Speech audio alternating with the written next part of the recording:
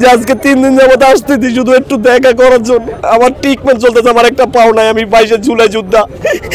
আমি শুধু ওনাকে একটু দেখবো নিচ্চোকে, এই আশা ভিত্তি করে আমি এখানে আসি প্রতিদিনই, সন্ধ্যার পরে আর সকালে একবার। কিন্তু ওনাকে দেখতে পারতেছি না, আমি কষ্ট হইতেছে মনে যে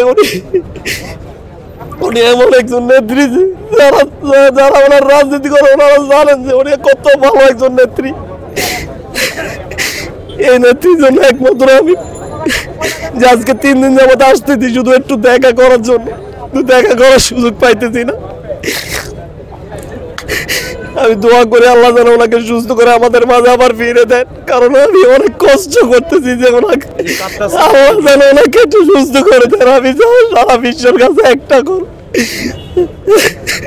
আমি চাঁদপুর থেকে আসছি, আমি 3 দিন আগে আসছি, আমি শাহবাজপুরে থাকতেছি। দৃঢ় বন্ধনের আস্থায় শক্তিশালী স্টিলের আরেকটি নাম জেডএসআরএম। আমার ট্রিটমেন্ট চলতেছে, আমার একটা পাও নাই, আমি 22 জুলাই যোদ্ধা। পল্টনে আমার পা চলে গেছে, আমি এখনো ট্রিটমেন্ট আমার চলতেছে।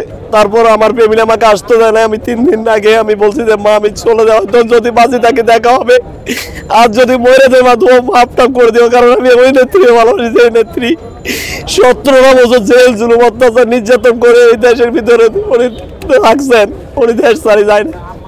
ওনার ভালোবাসা আমি আসছি ওনাকে শুধু একটু দেখার জন্য, আর কিচ্ছু না। আমি জানছি যে ওনার মোটামুটি আগের থেকে উন্নত আছে, এখন উপর আল্লাহ ভালো জানে। আমরা সবাই দোয়া করি উনি যেন সুস্থ হয়ে যেন আমাদের মাঝে আবার ফিরে আসেন, এই দোয়াই করি। আর জি আমি খালেদা জিয়ার জন্য ঢাকায় আসছি, 3 দিন আগে আসছি। আমি শাহজাদপুরে আছি বর্তমানে আমার ছোটো ভাইয়ের কাছে। আমি সকালবেলা একবার আসি আর সন্ধ্যার পর একবার আসি। আমি যেহেতু অসুস্থ, আমি অ্যান্টিবায়োটিক ওষুধ খাই, তো আমার শরীর স্বাস্থ্য বেশি একটা ভালো না, আমার একটা পাও নাই। সবাই দোয়া করবেন নেত্রীর জন্য, শুধু নেত্রীর জন্য একটু দোয়া করবেন, আল্লাহ যেন ওনাকে একটু সুস্থ করে দেন আমাদের।